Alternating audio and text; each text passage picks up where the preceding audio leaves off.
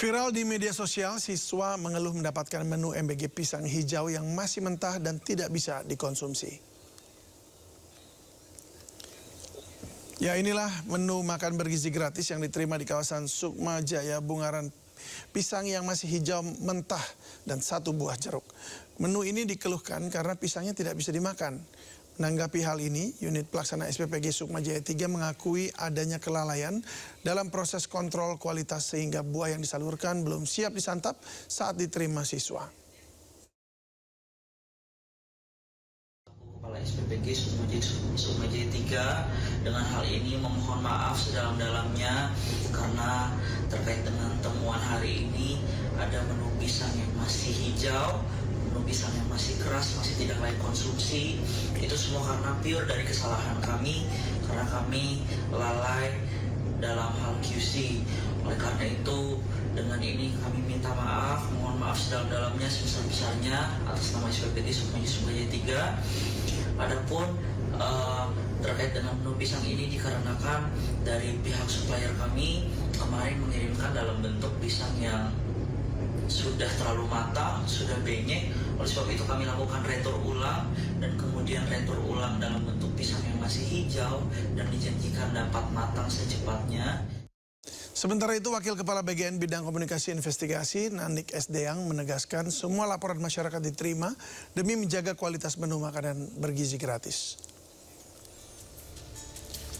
Wakil Kepala BGN Bidang Komunikasi dan Investigasi Nani Sdeang menyatakan setiap laporan akan ditindaklanjuti secara profesional, objektif dan sesuai prosedur pengawasan yang berlaku guna memastikan pelaksanaan program MBG berjalan sesuai ketentuan dan standar yang telah ditetapkan. Sementara itu pemirsa, di balik sejumlah keluhan terkait menu MBG yang dianggap kurang maksimal, ternyata beberapa SPPG menghidangkan menu MBG yang memiliki kualitas terbaik. Salah satunya SPPG di Kabasiran 3, Parung Panjang, Jawa Barat. Di sini menu makanan disiapkan dengan higienis dan memiliki kandungan gizi lengkap dengan tampilan yang menarik. Penyajiannya juga memperhatikan kebersihan. Menu favoritnya adalah sate ayam, lontong, acar, lengkap dengan jeruk santang.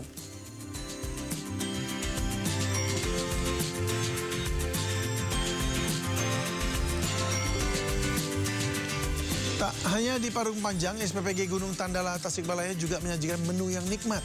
Nasi goreng seafood dihidangkan dengan pendamping lauk lainnya seperti telur, daging, dan dilengkapi dengan buah jeruk.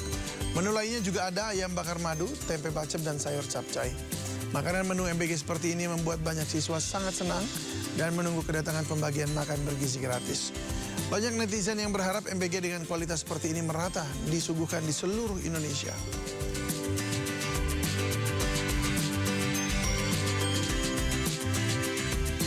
Arya Iwantoro, suami Dwi Sasetyaning Tias, influencer yang membuat heboh dengan konten pamer paspor British Citizen anaknya, diwajibkan mengembalikan dana LPDP oleh Menteri Keuangan Purbaya Yudi Sadewa.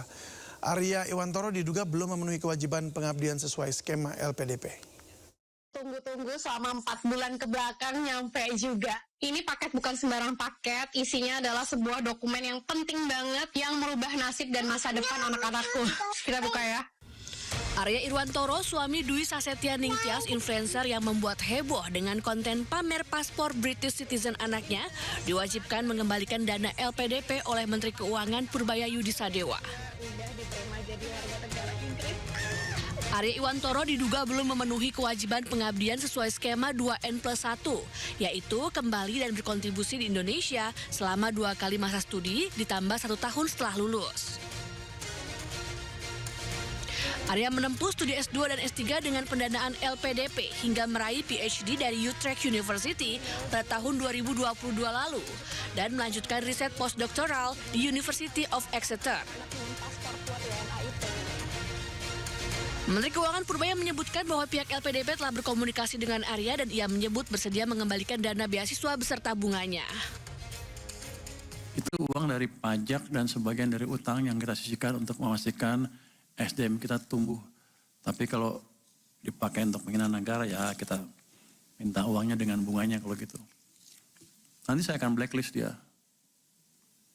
Di seluruh pemerintahan nggak akan bisa masuk.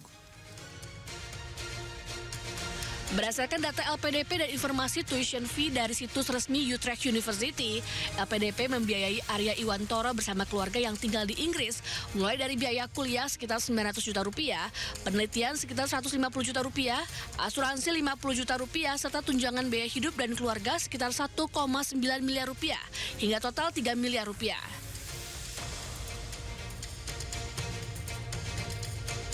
Sementara untuk biaya S3, biaya kuliah 0 rupiah karena dibiayai universitas. Penelitian sekitar 300 juta rupiah, asuransi 4 tahun sekitar 100 juta rupiah, tunjangan dan biaya hidup sekitar 4,3 miliar rupiah, sehingga total 4,7 miliar rupiah. Jadi total keseluruhan 7,7 miliar rupiah. I know the world seems unfair, tapi cukup aku aja yang WNI, anak-anakku jangan. Kita usahakan anak-anak dengan paspor kuat WNA itu. Let's go. Usai viral di media sosial, Sasetia Ningtyas pun mengunggah tulisan permohonan maaf. Yang menyebut video tersebut dibuat sebagai bentuk rasa kecewa dan frustasi sebagai WNI terhadap kondisi Indonesia. Tim Liputan, iNews melaporkan. Badan Pendidikan dan Pelatihan Keuangan melakukan audit terhadap ratusan alumni beasiswa Lembaga Pengelola Dana Pendidikan LPDP guna memastikan integritas penggunaan dana pendidikan negara tersebut. Hingga kini tercatat 44 orang teridentifikasi melanggar kewajiban untuk kembali dan mengabdi di Indonesia. Baik, terakhir Pak Sudarto, BPPK. Dalam konferensi pers APBN kita di kantor Kementerian Keuangan Jakarta Pusat Senin kemarin, PLT Kepala Badan Pendidikan dan Pelatihan Keuangan Kemenkeu Sudarto melaporkan 44 penerima beasiswa LPDP mangkir dari kewajiban mengabdi di Indonesia. Dari jumlah tersebut, 8 orang telah diberi sanksi wajib mengembalikan dana beasiswa yang diterima, sementara 36 orang lainnya masih dalam proses pemeriksaan. Kami sudah melakukan penelitian terhadap mungkin lebih dari 600 ya awaldi. Dan dari jumlah tersebut yang sudah ditetapkan sanksi ya, termasuk pengembalian, itu 8 orang, 36 lagi sedang dalam proses. Memang dari laporan-laporan tersebut, misalnya terdapat yang masih dalam masa magang ya. Di mana saat ini LPDP memberikan kesempatan untuk magang dan juga membangun usaha selama 2 tahun di luar negeri sesuai dengan ketentuan yang ada di buku pedoman penerima beasiswa. Kemudian ada yang sudah selesai masa pengabdian ataupun mendapatkan penugasan dari kantornya. Sementara itu, Sudarto juga menyampaikan data yang dia paparkan berasal dari perlintasan keimigrasian Kementerian Imigrasi dan Pemasyarakatan serta laporan dari masyarakat. Tim Liputan iNews melaporkan. Mulai 2026 pemerintah membagi beasiswa reguler LPDP dengan skema beasiswa STEM Industri Strategis dan Share. Kedua beasiswa tersebut berfokus pada bidang studi tertentu. Apa saja bidang studi yang dimaksud dan komponen dana apa saja yang diberikan atau diterima? Berikut daftarnya untuk Anda.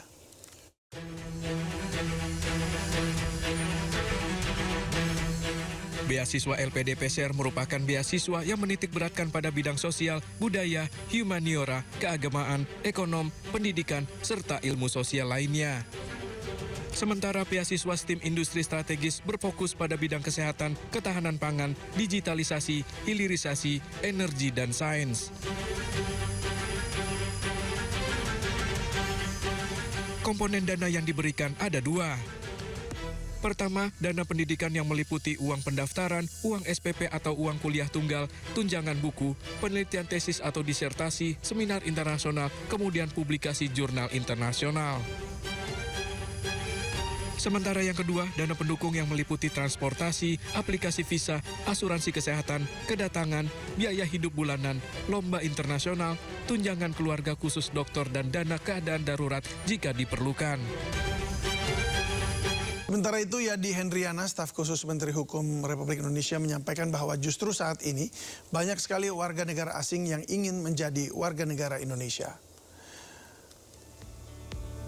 Dalam tulisannya di Instagram, Yadi Hendriana menulis salah satu saat satu suara berkata cukup saya yang WNI, sebuah narasi tentang pelarian dimulai, namun di pintu yang berbeda ada antrian panjang yang justru ingin masuk.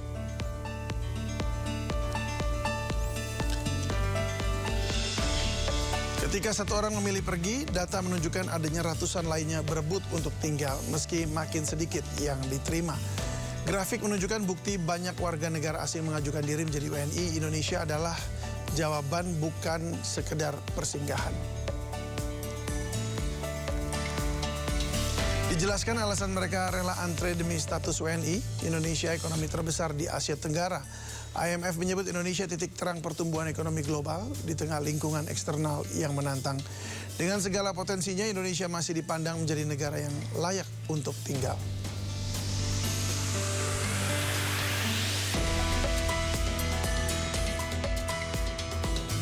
Pemprov DKI Jakarta mengeluarkan aturan terkait pembangunan dan operasional lapangan padel.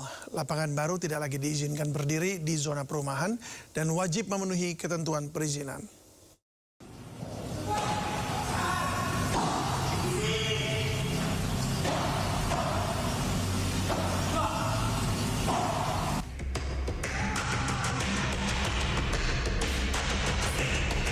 Suara aktivitas pemain di lapangan padel yang berada di Jalan Haji Nawi, Kelurahan Gandaria Selatan, Cilandak, Jakarta Selatan, mengganggu warga sekitar.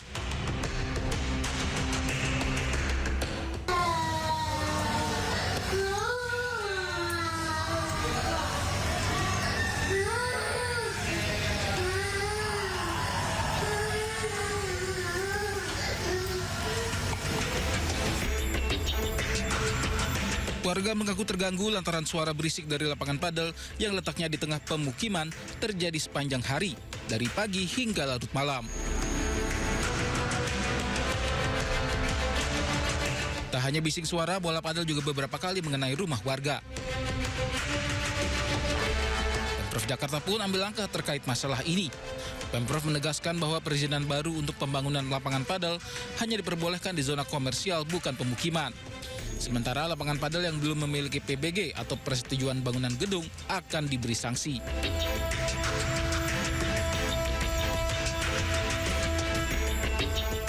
Saya akan memulai yang pertama. Untuk lapangan padel sudah diputuskan perizinan baru untuk pembangunan atau lapangan padel tidak diperbolehkan di zona perumahan.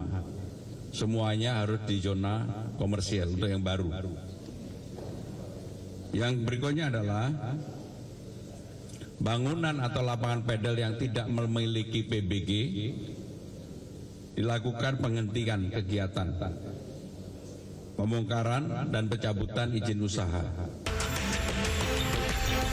Kedepan setiap pembangunan lapangan padel baru wajib mendapatkan persetujuan izin teknis awal dari Dinas Pemuda dan Olahraga sebagai acuan. Pemprov Jakarta berupaya menyeimbangkan antara antusiasme masyarakat terhadap olahraga padel dan ketertiban tata ruang serta kenyamanan lingkungan. Dari Jakarta, Berliana Mileni, Sutrisno Fihir, iNews melaporkan.